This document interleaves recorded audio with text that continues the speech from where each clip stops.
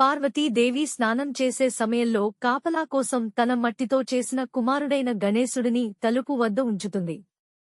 లోపలికి వెళ్లాలనుకున్న శివుడిని గణేశుడు ఆపుతాడు. ఆజ్ఞల పాటింపులో నిర్దయగా నిలిచిన గణేశుడితో యుద్ధం జరిగి చివరికి శివుడు అతని తలను తొలగిస్తాడు.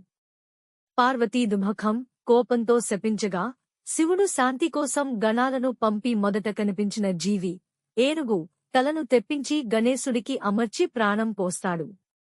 ఇలా ఏనుగు తలతో పునర్జన్మ పొంది వినాయకుడు గణపతి గా ప్రపంచం మొట్టమొదట పూజించే దేవుడవుతాడు. దృశ్యాల వారీగా అర్థాలు.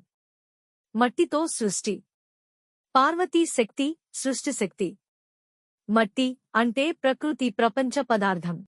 గణేశుడు అంటే శక్తి నుంచే పుట్టిన ధర్మరక్షకుడు. కాపలా ఆజ్ఞ, తల్లి ఆజ్ఞకు విధేయత, నిర్ణయబద్ధత. ద్వారం అంటే గడప ప్రాగణం, జీవితంలో ప్రతి కొత్త ఆరంభానికి గడప కాపరిగా గణేశుడు. శివుడిని ఆపడం. ధర్మపాలన కోసం ఎవరైనా సరే అన్న దృఢత్వం. సంబంధమేమైనా నియమం ముందు అందరూ సమానం అనే భావం. యుద్ధం శిరచ్ఛేదం. అనవసర హింస కాదు, అహంకార శిరచ్ఛేదం అనే అంతఃసారార్థం. అడ్డంకులను, విఘ్నాలను తొలగించగల శక్తి శివత్వంలో ఉంది. పార్వతీ శాపం, శాంతి.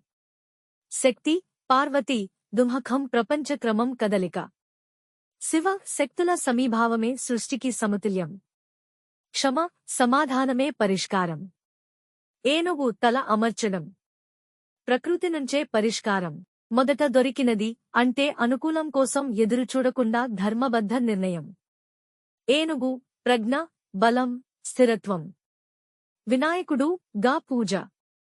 గణాల నాయకుడు.